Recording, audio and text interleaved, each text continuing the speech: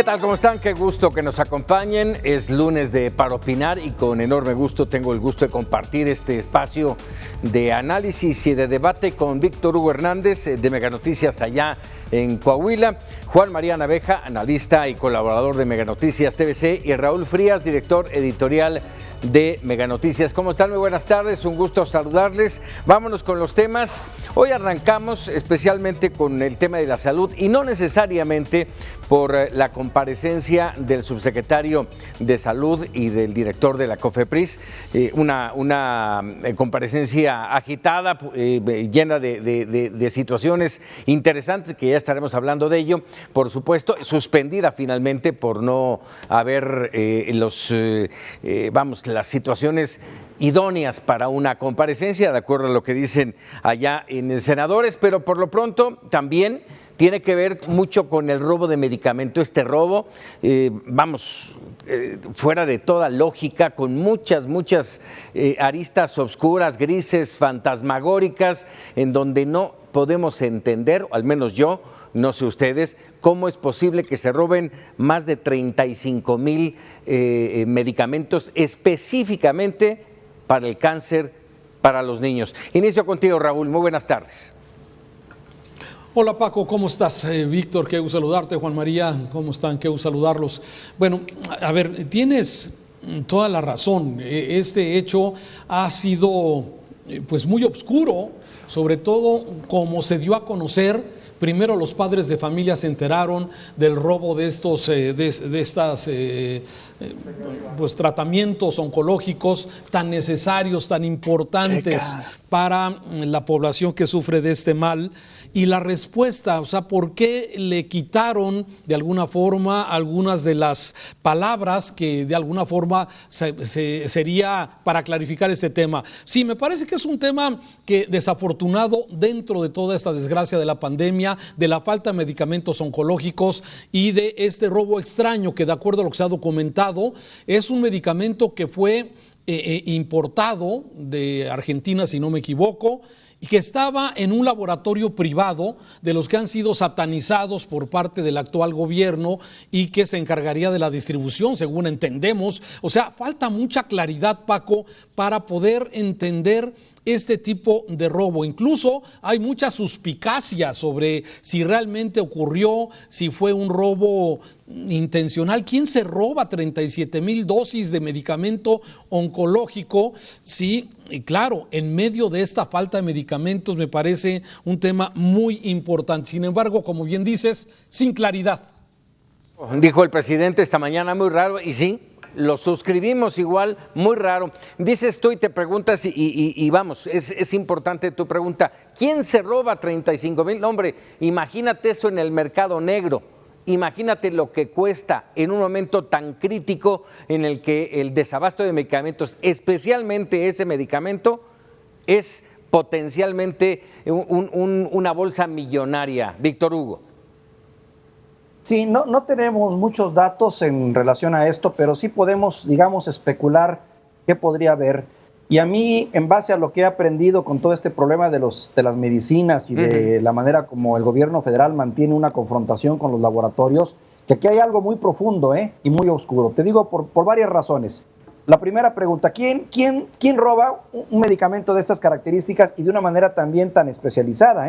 Porque tengo entendido que fue todo un operativo que se llevó a cabo para robar, asaltar a los trabajadores, poner en marcha toda una célula ahí de camionetas, gente armada, gente que sabía lo que estaba haciendo, indudablemente, profesionales. Aquí detrás hay mucho oscuro.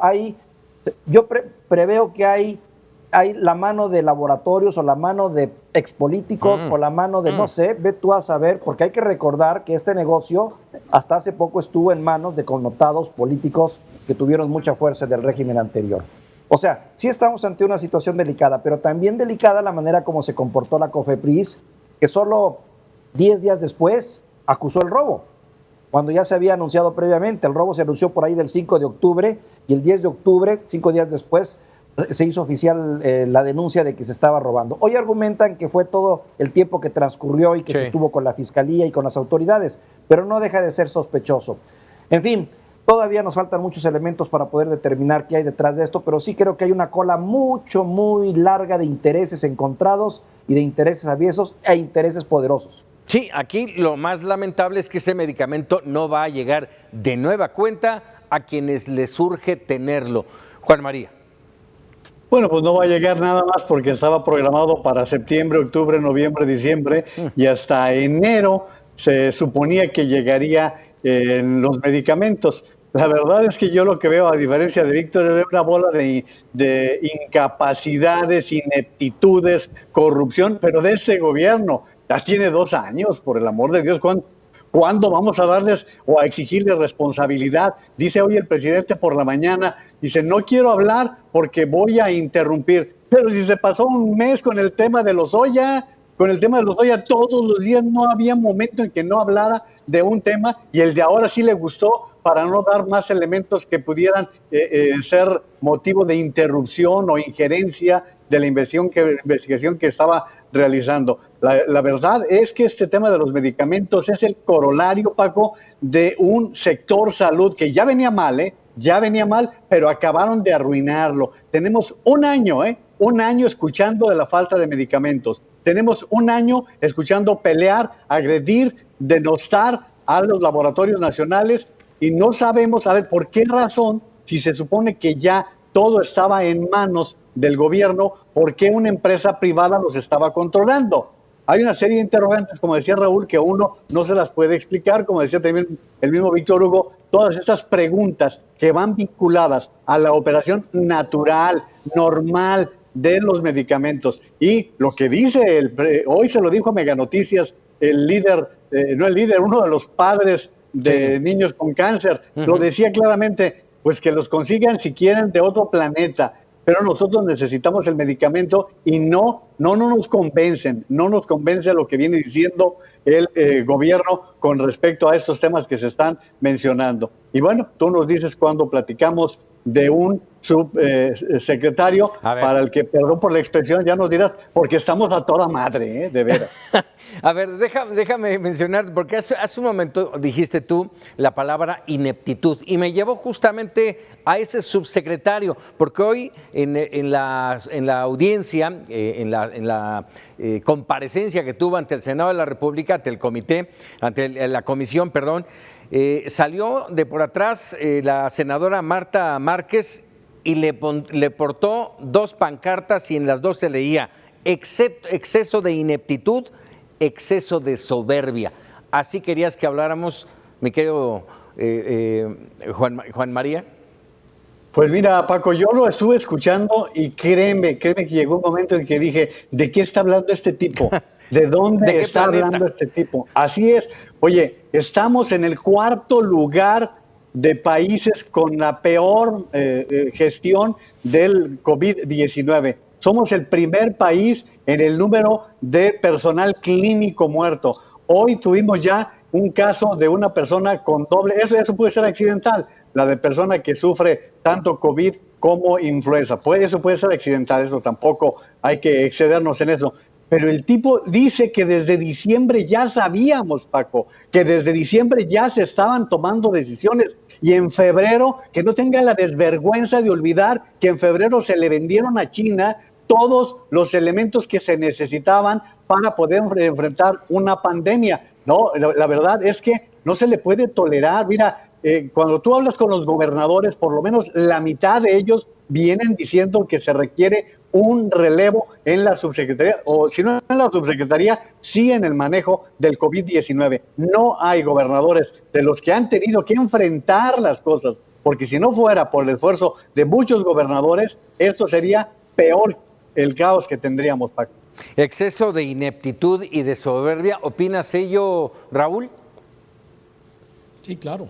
A ver, no puede haber otra opinión de esto, Paco. Escuché una parte de los senadores. Me parece que a veces estas comparecencias se convierten en verdaderos espectáculos que, bueno, están tratando de cada uno de llamar la atención tanto los senadores que aprovechan lógicamente el foro tener a este subsecretario enfrente y las actitudes que de alguna forma pudimos observarla, ¿no? Un exceso de soberbia, que es lo que me parece que eso golpea y lastima muchísimo a un hombre que llegó y que estaba en el cargo precisamente por sus conocimientos, por ser un epidemiólogo de prestigio. Sin embargo, él al meterse a la defensa política del actual gobierno, pues ha perdido toda credibilidad. La encuesta Mega Noticias que dábamos a conocer el viernes pasado, el fin de semana, nos mostraba la poca credibilidad que tiene Gatell ya. Nadie le cree. ¿Sí? ¿Por qué? Por los desaciertos, por sus pronósticos, por su proyecto de una pandemia que supuestamente estaba controlada desde abril. En mayo íbamos a tener luego los picos, luego tuvimos el cambio de modelo Centinela y ahora resulta que no sabemos en realidad cuántos muertos y contagiados tenemos. Lo que es una realidad es que tenemos por lo menos más de 83,000 personas que han perdido la vida en esta pandemia. Y como ya se mencionaba por parte de Juan María, sí, somos de los países que tiene más enfermos y más muertos. Independientemente de que en personal de salud somos el primer lugar, vergonzoso primer lugar. ¿Y esto de qué habla? Pues habla de la ineptitud, de una estrategia congruente que pudiera llevar a poder aislar a los contagiados. Se ha dicho 1000 veces, la pandemia no es culpa de López Obrador, no es culpa de López-Gatell, pero sí las reacciones que ha habido a lo largo de estos 7 largos meses en desaciertos, en cambios de estrategia, si es que existía, y de alguna forma desestimar lo único que en el mundo hoy hay que sirve para poder evitar este contagio, que es el cubrebocas. Se ha desestimado. El mismo subsecretario no lo promueve por temor a que sea exhibido por el presidente, que no lo usa. Entonces, la larga lista, Paco, y nos podremos pasar aquí 1 hora hablando de los desaciertos, quedan yo creo en evidencia en la comparecencia hoy, que mejor prefieren cancelar la presentación, la comparecencia. ¿Por qué? Porque es que no hay argumentos. Y escuchaba algunos de los argumentos, incluso con esa, no sé si es burla, esa sonrisa, eso que irrita, esa soberbia que irrita tanto a las personas, que lo estamos observando en la actitud del subsecretario López-Gatell. Con eso creo que no hay mucho más que decir y que estamos exactamente en medio de esta gran pandemia y que no tenemos una claridad de estas propuestas que hicieron los exsecretarios de salud, que fue tomada como un golpe, como una acusación. Así es. Y desestimarlo. O sea, eso terminaría con este comentario, Paco. Así es, Raúl. Estamos hablando, ya casi estamos muy cerca de los 8 meses, con más de 83,000 muertes. Y hoy le decían, allí en los senadores, le decían, ¿cuántas muertes más se necesitan para que usted renuncie? Y yo aquí extiendo la pregunta y lo comparto con ustedes. ¿Cuántas muertes más se necesitan para que quienes sigan creyendo en López-Gatell y en una estrategia que a todas luces ha sido fallida, cuántas muertes más se necesitan para que caigan en la realidad, Víctor Hugo? Desafortunadamente también los argumentos de Hugo López-Gatell tienen 2 elementos a favor. Uno, el pasado, y otro, el apoyo indiscutible del presidente de la República. Hay que recordar que 2 elementos que mencionó Hugo López-Gatell hoy en esta comparecencia fue volvernos a recordar el estado en el que se dejó todo el sistema de salud, todo el sistema sanitario durante más de 40 años, incluyendo también lo que tenía que ver con las condiciones sociales y económicas del personal médico, por un lado. Y por el otro lado, el argumento que también señala de que hay escasez en el caso de las medicinas oncológicas y demás en todo el mundo, y que eso mismo también le ha creado complicaciones aquí en el centro. Pero bueno, desafortunadamente sí, resulta difícil defender a este personaje que comenzó con los mejores augurios, que comenzó como un hombre muy acreditado, pero que por sus propias palabras se fue despeñando, y además por sus propios cálculos que tomamos al pie de la letra con sus famosos 60,000 muertos y después con su su opinión sobre las mascarillas y después sobre la manera como se puso del lado del presidente, cuando otros secretarios en otras partes del mundo cuestionaban a sus propios presidentes. Bueno, él optó por darle la razón y darle hasta un matiz ahí de divinidad al propio presidente de la República. En fin, difícil defenderlo, definitivamente. Creo que me preguntas cuántos muertos más bien yo te diré cuándo llegará el juicio, porque también ahí le dejaron entrever que esos 80,000 muertos o más de los que vayamos a acumular todo este tiempo, tarde que temprano serán cobrados en un contexto más histórico y más amplio. Bueno, pues hasta ahí vamos a dejarlo. Nada más quisiera un muy breve comentario, si es posible, Juan María, sobre la comparecencia del director de la COFEPRIS, que vamos, igual de gris. Bueno, pero fíjate, un gran contraste, Paco, porque entre uno y otro, la verdad es que parecían sol y sombra, y no porque fuera iluminando López-Gatell, sino porque el director de la COFEPRIS tuvo humildad, tuvo un poquito más de sencillez para pedir el apoyo, que para llegar con esa soberbia con la que estuvo hablando Hugo López-Gatell. La verdad es que se tardaron en bajarlo, se tardaron en decirle hasta aquí, porque durante los primeros minutos que empieza a hablar de todo el recorrido, nada más que Hugo López-Gatell tiene 20 años en el sistema, ¿sí? Y a él lo corrieron del equipo de trabajo de la pandemia, de la influenza en el 2008. O sea, estamos hablando de un individuo que no puede estar hablando del pasado y que hoy, bueno, hasta, te voy a decir hasta un detalle idiota, Paco, hasta de corbata de Morena, hasta de corbata morada iba Hugo López-Gatell. Él está hablando el presidente de la República, no nos está hablando a los mexicanos, no le importa que sean en números reales cerca de 200,000 muertos. Ahora, lo que decía Víctor, nuestro compañero, Víctor Hugo, hay que decirlo, sí, pero ¿quién vino a destrozar lo poquito que funcionaba del Seguro Popular? Este gobierno, lo poquito que sí estaba funcionando y que hoy están extrañando, si no miles, millones de mexicanos que no están recibiendo nada del INSABI, Paco.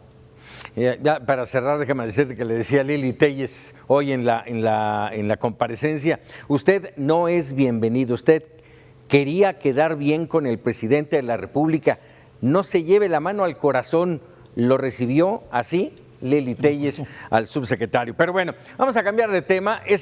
Son temas, la pandemia y de los medicamentos que quedan pendientes y que urge especialmente con el tema de los medicamentos, una solución, transparencia.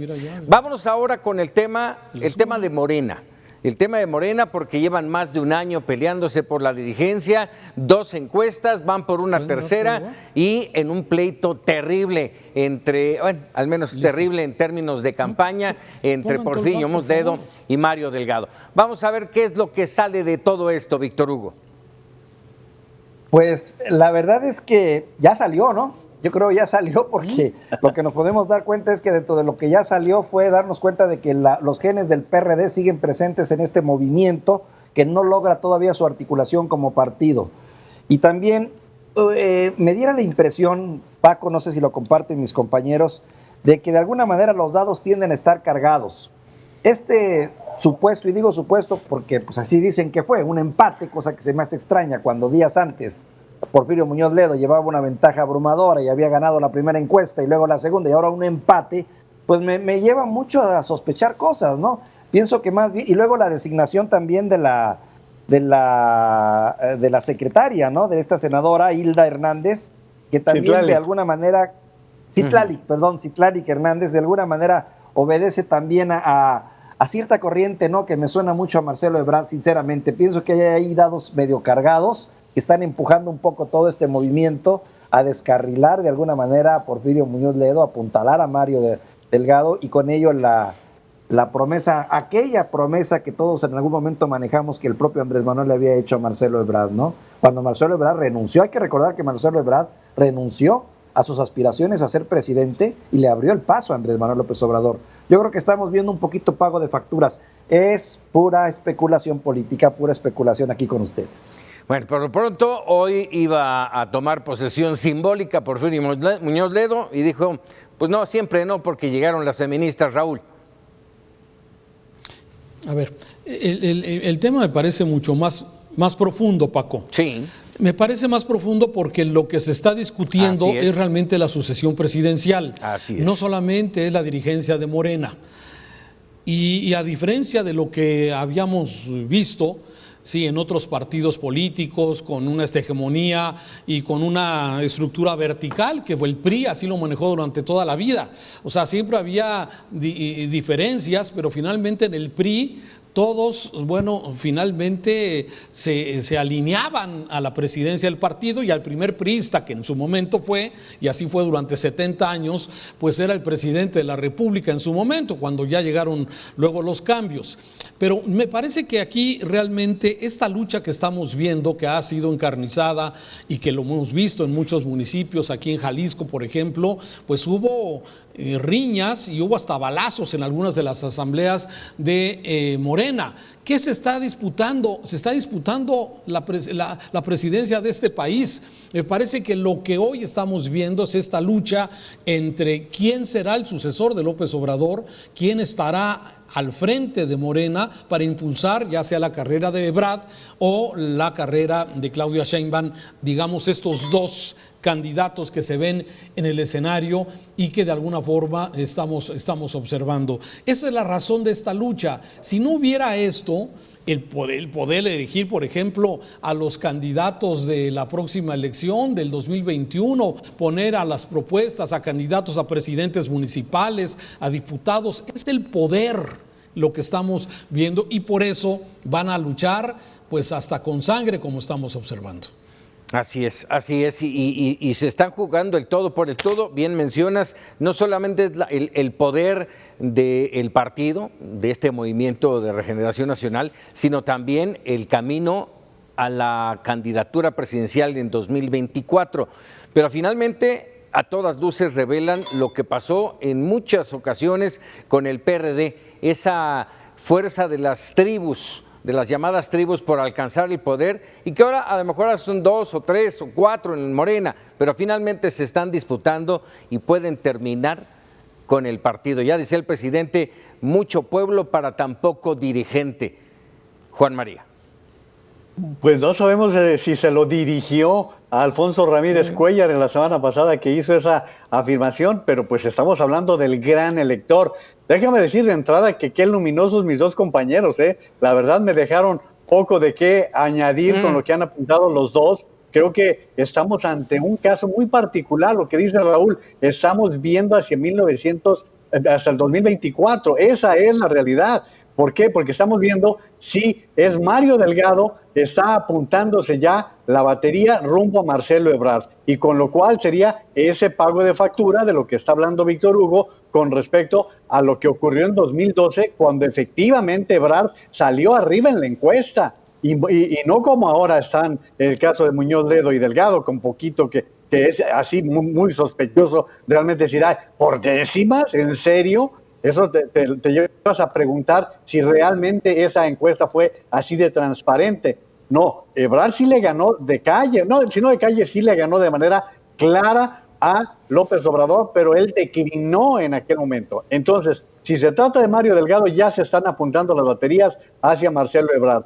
Si se diera en el caso de Porfirio Muñoz Ledo, no sé qué tan manejable para López Obrador vaya a ser Muñoz Ledo, con lo poco que le pueda quedar de energía, porque ya es un hombre mayor, no sé cuánto tiempo le pueda quedar, pero no sé hacia dónde irían, si allí se acomoda mejor Claudia Sheinbaum. Lo que sí creo es que hay grupos que preferirían ver a Alfonso Ramírez Cuéllar continuar como presidente, y allí estarían Berta Luján, estarían la propia Sheinbaum, para pensar precisamente en el 24, pero no están pensando en el 21, y el 21 hay que considerar el peso que tendrán 15 gubernaturas, con lo que los gobernadores pesan en este país, más toda la Cámara de Diputados con lo que va a representar. O sea, estamos ante una situación en donde eso que decía Víctor, es un movimiento, no es un partido político con una estructura, y también ¿dónde están los organismos electorales, Paco?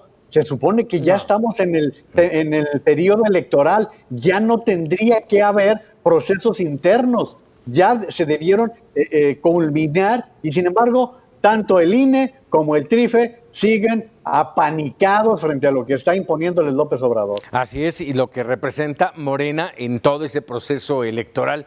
Decía hoy Alfonso Ramírez Cuéllar en una entrevista, no hay dos presidentes, refiriéndose a Porfirio Muñoz Ledo, solo hay uno. Acataremos, fíjate, decía, acataremos la decisión del tribunal, aunque no nos guste, pues la decisión va a ser que van a una tercera encuesta que seguirá Ramírez Cuéllar como dirigente nacional hasta pasadas las elecciones. Así es de que tanto que no le guste, no estaría tan de acuerdo. Víctor Hugo. No hay que olvidar otro factor. Podrán estarse peleando, es cierto, pero van a tener que llegar a un acuerdo, porque finalmente esa es una de las características de Morena. Ahí convergen muchas corrientes muy encontradas, pero van por carriles diferentes, pero con objetivos similares finalmente. Van a llegar a un acuerdo, eso es lo que yo preveo. Y también no hay que olvidar que aquí hay un gran elector. Morena está hecho al modo y a la manera de un solo hombre, que es en este momento Andrés Manuel López Obrador. Al final del día, quien va a tomar la decisión final, sea Porfirio o sea Mario, va a ser Andrés Manuel López Obrador. No nos hagamos guajes. Andrés Manuel López Obrador va a ser determinante para poder elegir quién va a ser su sucesor. No tengo la menor duda de eso. Ya hubiera tomado una decisión, ¿no? Porque está minando finalmente a su propio partido. La política, mi querido Paco, tiene caminos muy oscuros y muy intrínsecos que a veces los mortales, los de abajo, no entendemos. Solo unos cuantos, dicen. A ver, Raúl, ¿tú opinas lo mismo? No, fíjate que ahí difiero de lo que Víctor dice. Yo por eso hacía referencia a los 70 años de hegemonía del PRI. López Obrador, con las declaraciones que señaló de Alfonso Ramírez, ¿sí? El dejar que esto corra de alguna forma así, me da la impresión, o sea, a ver, y es una sola impresión, ¿sí? De que el presidente realmente no está metiendo la mano, aunque sí entiendo que Mario Delgado puede ser el que le convenga a él.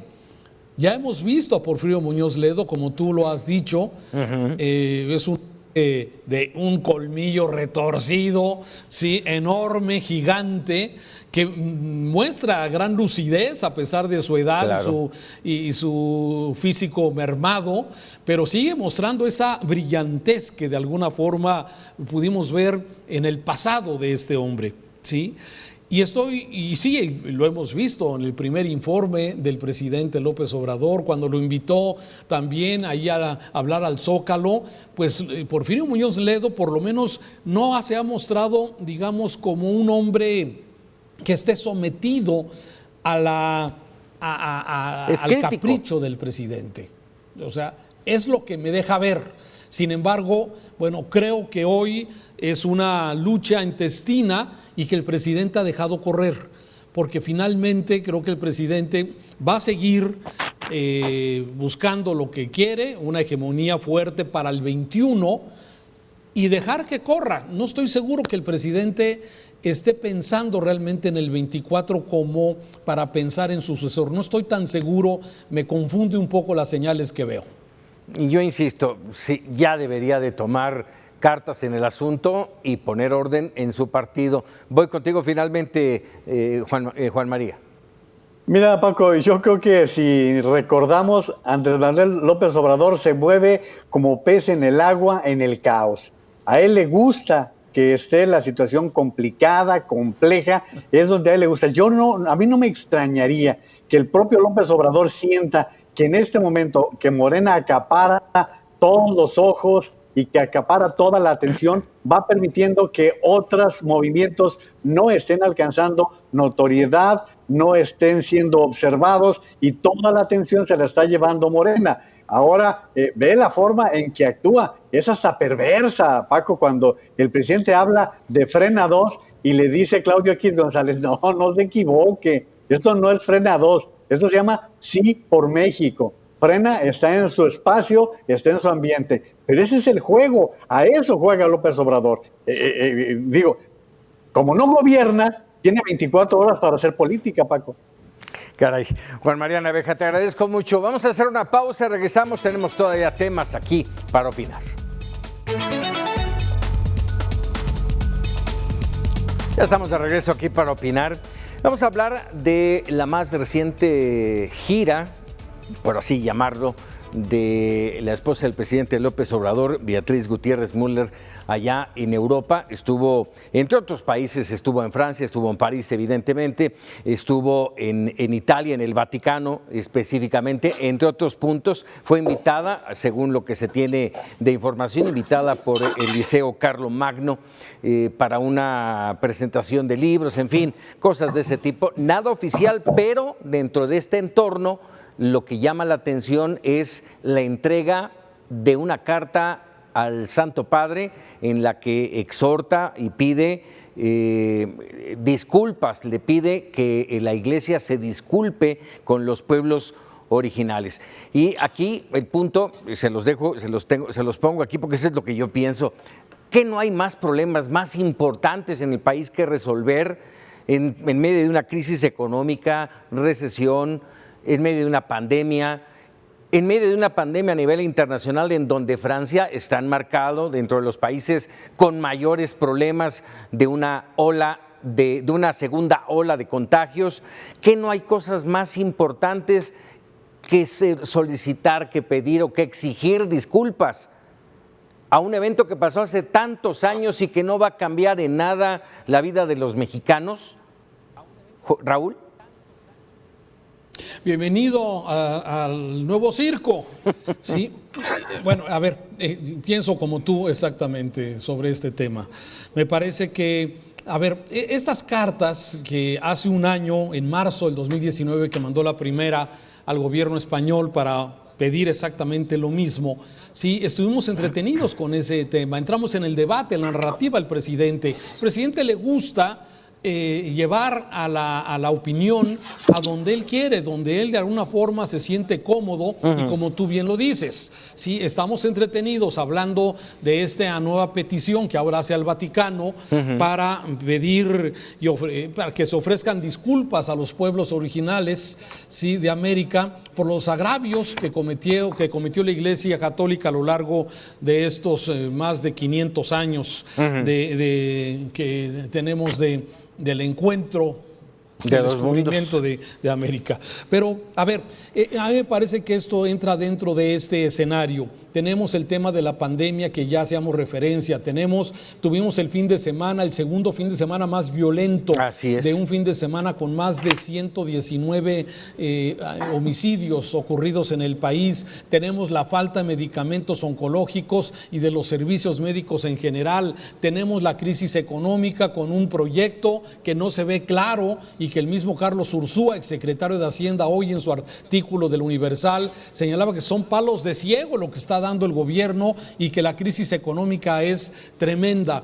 Y, por cierto, titula su columna "Y las palomitas", hablando precisamente de que estamos nuevamente en otro tema de entretenimiento. Podemos mucho hablar que si la primera dama, que si no es primera dama, que si lleva la representación de México, nos guste o no, es la esposa del presidente y tiene por ese simple hecho una representación que lleva en esta gira canales diplomáticos. Pero me parece que todo esto entra en un entorno, Paco, perdóname, sí, de entretenimiento. Sí, y te decía, pero hay canales diplomáticos, para eso existe la diplomacia en el mundo. Y tenemos aquí a un canciller, a embajadores, que son quienes definitivamente llevan la representación de nuestro país. Sí, pero el presidente hace lo que quiere. Lo que le da la gana. El presidente con esto rompe este tema de que, bueno, pues acuérdate que las instituciones no cuentan. ¿Cuáles? Ya las mandó al diablo ¿Las instituciones o sus instituciones? Creo que su institución matrimonial sí está funcionando y nos han involucrado en toda esta problemática. Mira, Paco, recordemos que aunque es mera especulación, este tema de las disculpas, tanto a España como al Vaticano, se le adjudica a la señora Gutiérrez Müller. Desde hace tiempo, tras bambalinas, los que tienen muchos conocimientos lo han venido señalando. Yo sí creo que fondo es forma. Y como tú dices, Paco, había representación diplomática. Mira que yo no estoy en contra de que viajen, ¿eh? A mí me parece que al presidente de la República le hubiera caído muy bien ir a Roma, ir a Austria, como estuvo el día de hoy, ir a Francia. No sé por qué no han incluido a España, pero vámonos a las formas que se han seguido. ¿Cómo nos dimos cuenta que la señora iba de gira? Porque ella nos lo informó a través de sus redes sociales. Y una vez que salió en redes sociales, el presidente nos dijo, sí, Beatriz anda por allá, fue a Francia, fue a Europa, y entonces ya empezaron a informarnos vía Twitter de las actividades de la señora Beatriz Gutiérrez Müller. El cargo de primera dama no existe, es un mero formalismo, claro, pero ella lo renunció.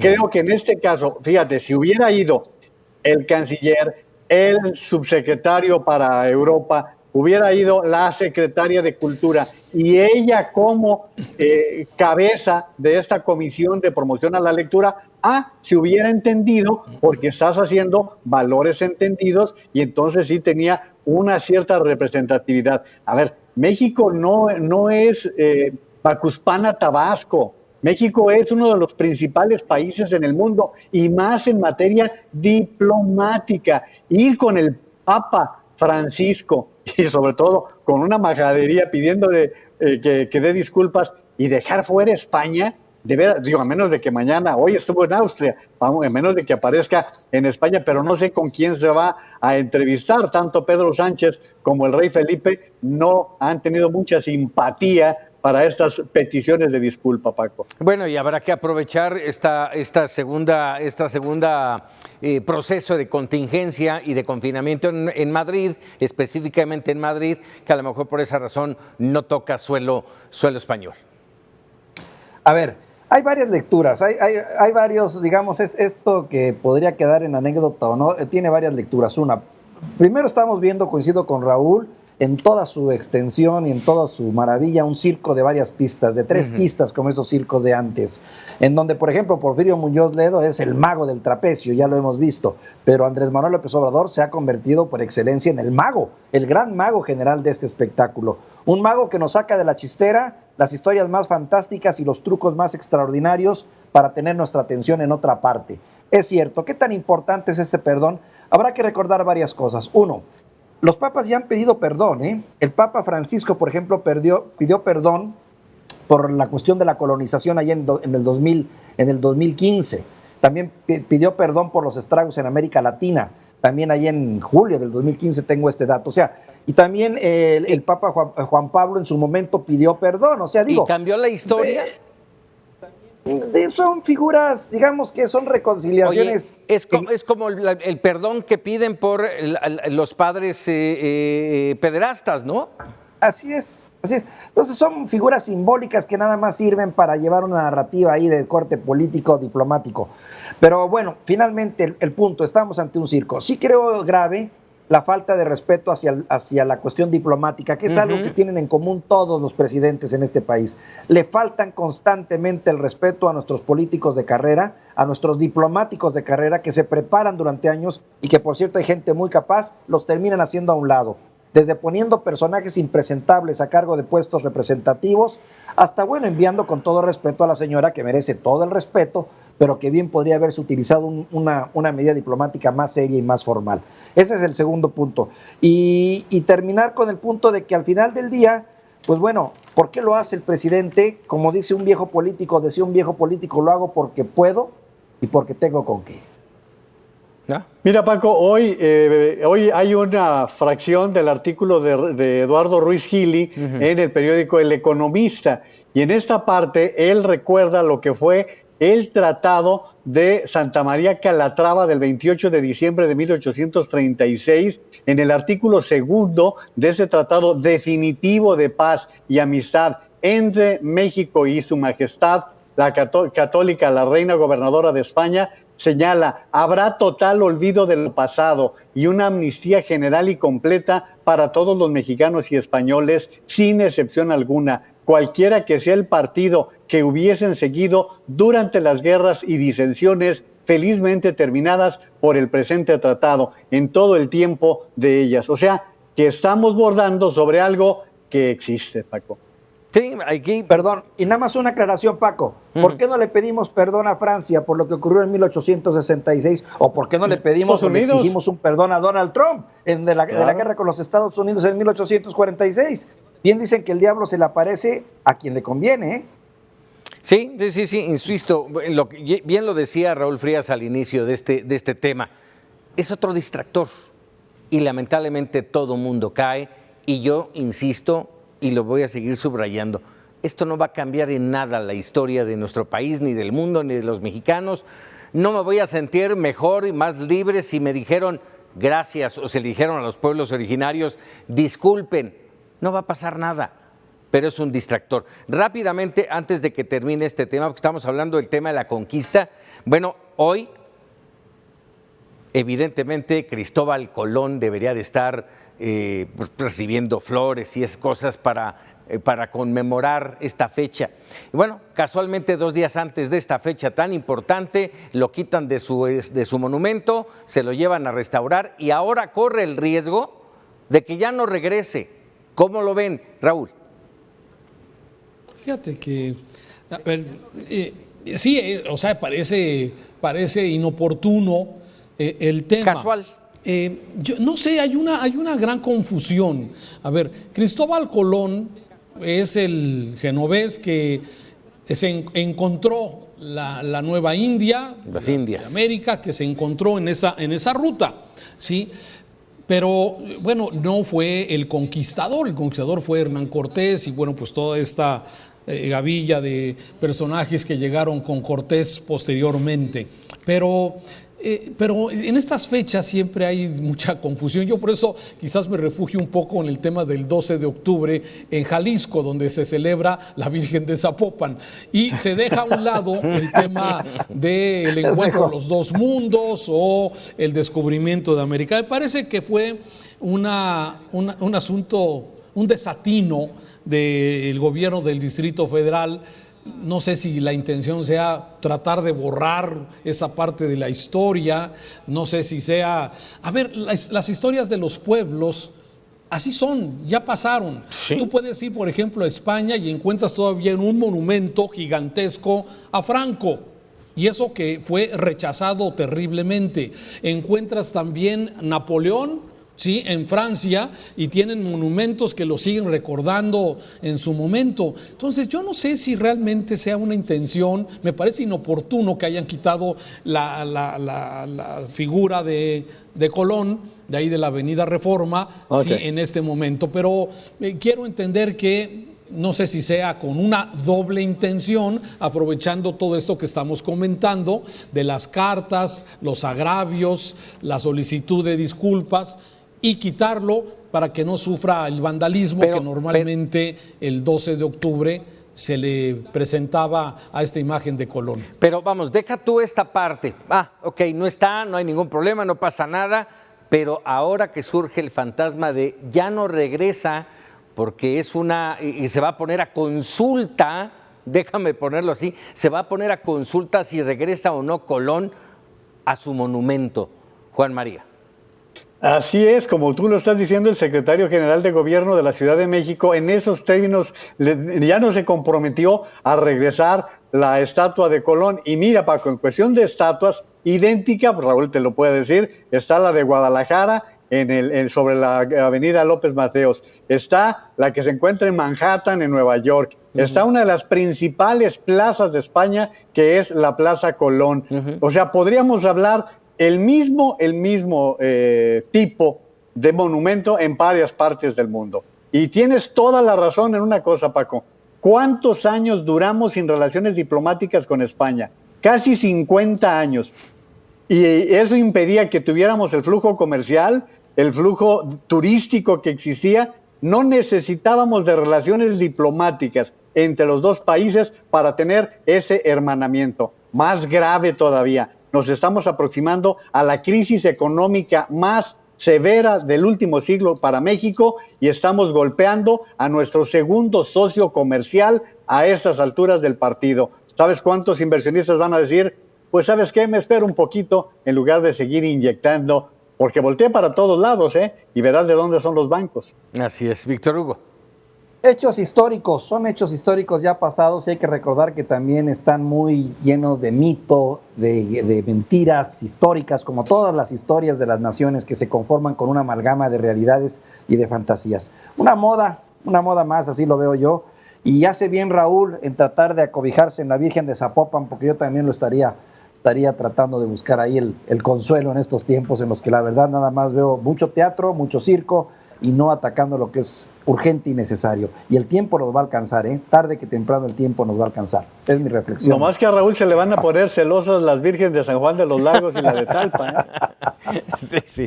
Tiene su conflicto de intereses. Claro. Vámonos rápido porque nos quedan escasamente 6 minutos y yo quisiera tocar otro tema que es el tema de los fideicomisos. Y para arrancar este análisis quisiera tomar lo que decía Sabina Berman en sus redes sociales. Decía, para señalar que la extinción de los fideicomisos, recordemos que se le dio carta final, aunque todavía falta el Senado, a 109 fideicomisos. Dice, la extinción de los fideicomisos es tanto como dinamitar un edificio bien construido con corruptos adentro.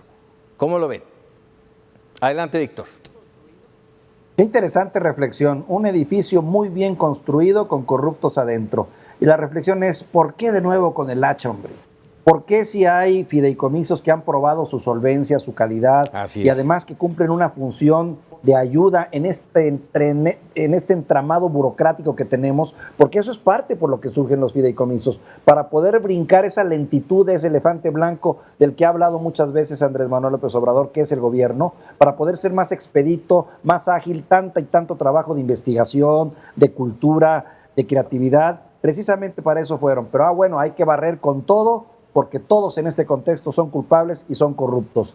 Me preocupa que es momento en el que no ha dicho, como en otros tantos casos, quiénes son, ni qué hicieron, y ni mucho menos castigos. Así que lamento esto porque sí creo que es un paso, es un retroceso en muchos aspectos de nuestra vida pública muy importante.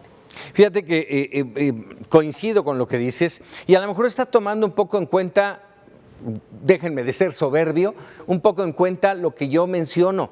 No hay hay muchísimos fideicomisos que entiendo yo que había una enorme corrupción a su interior, que el dinero pasaba y pasaba. Ponía el ejemplo del Fonden, cuántas veces llegó la asistencia a los estados lastimados, a las comunidades, y nunca llegaba al objetivo, a la meta, y un año o dos después encontrabas almacenes repletos de ayuda, ahí guardada, sellada. Pero no conozco uno solo que diga, este fue el culpable. Y a lo mejor para evitar eso, arraso con todos. Juan María. Pues mira, Paco, yo creo que si vemos las imágenes de Mega Noticias en Tabasco y ves personas que tienen su casa con 2 metros de agua y que no pueden ni siquiera entrar y que tienen que transportarse en lancha, pues entonces empiezas a preguntarte qué es mejor. Empezar una reestructuración ordenada, metódica y que vaya llevando. Estamos hablando nada más del Fonden, porque también podríamos hablar de otros fondos como la cuestión sanitaria, en donde también está implicada, y la científica, cultural, la deportiva, porque luego cuando no ganas el Oscar o nunca lo ganabas, no te acuerdas de todo esto, porque cuando vas al Mundial y no pasas al 5º partido, tampoco te acuerdas. Vas a los Juegos Olímpicos y regresas con 2 medallas de bronce y quieres que los atletas cumplan con un gran desempeño. Yo confío, Paco, tenemos ahora la instancia del Senado de la República. Me parece que el Senado tiene la gran oportunidad de mandar un buen mensaje y si no, pues Paco, prepárense, porque viene una cantidad de amparos impresionante. Y esta cantidad de amparos viene por gente que sí sabe, gente que está muy lastimada, científicos, técnicos, que están viendo interrumpidos sus trabajos. Nada más para poner un solo ejemplo, 19 estudios vinculados con el COVID están siendo ya suspendidos por este problema de los fideicomisos.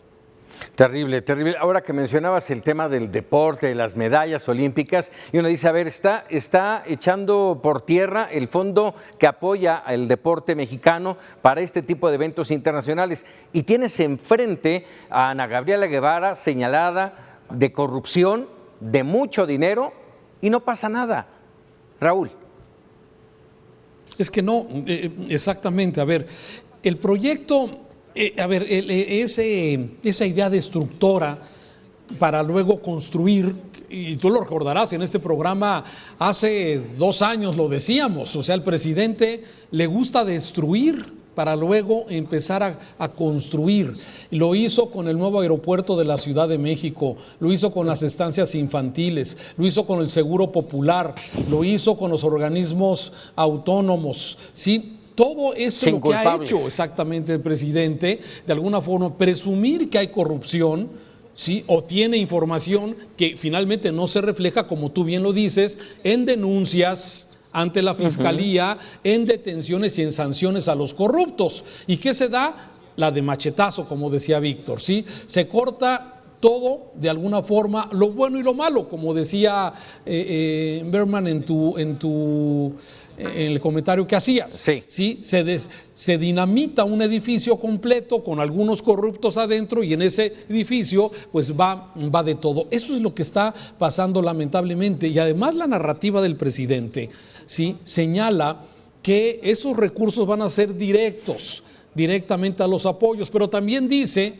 que van a ser para el sector salud. Entonces, seguimos con mentiras, seguimos sin tener claridad exactamente si van a entregarse los recursos directamente o se van a ir a la necesidad del sector salud. En fin, me parece que sí, el presidente, esperemos que en el Senado haya ese orgullo, esa defensa ciudadana de, no defender si hay fideicomisos corruptos o si hay aviadores dentro de ellos, que se sancione y se castigue. Pero ya lo decía Juan María y el ejemplo es clarísimo. Qué frustración sentimos los mexicanos cuando vamos a los Juegos Olímpicos y nos traemos de bronce, si bien nos va, y alguna de oro de vez en cuando. Pero no estamos defendiendo este apoyo que hay para los deportistas de alto rendimiento. Y lo mismo pasa, todo el mundo nos sentimos orgullosos cuando vimos que Roma ganaba premios internacionales, la película mexicana, ¿sí? Y esa película se grabó, se filmó con apoyos de Fidecine. Entonces, esas son las incongruencias. Presumimos los recursos naturales de este país, los fondos que defienden los recursos naturales y los estudios ambientales, pues no tienen futuro porque en este gobierno se le está apostando a la energía fósil y no al futuro, a la energía renovable. Entonces, es muy preocupante. Espero que en el Senado, tengo mis reservas, pero espero que en el Senado puedan detener esta idea destructora que tiene el presidente de muchas de las cosas que desde su visión hay corrupción pero que no se demuestra. Sí, aquí lamentable, antes de irnos a un corte, lamentable, quedamos con esa duda todos los mexicanos. Primero, si el Senado va a defender y va a poder detener esta situación. De no ser así, ¿qué va a pasar con los recursos? El gobierno dice se van a seguir distribuyendo. ¿Cómo? No lo sé. Si esa será una vía libre de corrupción o no, o va a generar mayor corrupción. Hacemos una pausa y regresamos para opinar. Ya estamos de regreso para opinar. Vámonos con los memorables para ver cómo los mexicanos vemos con humor nuestra historia.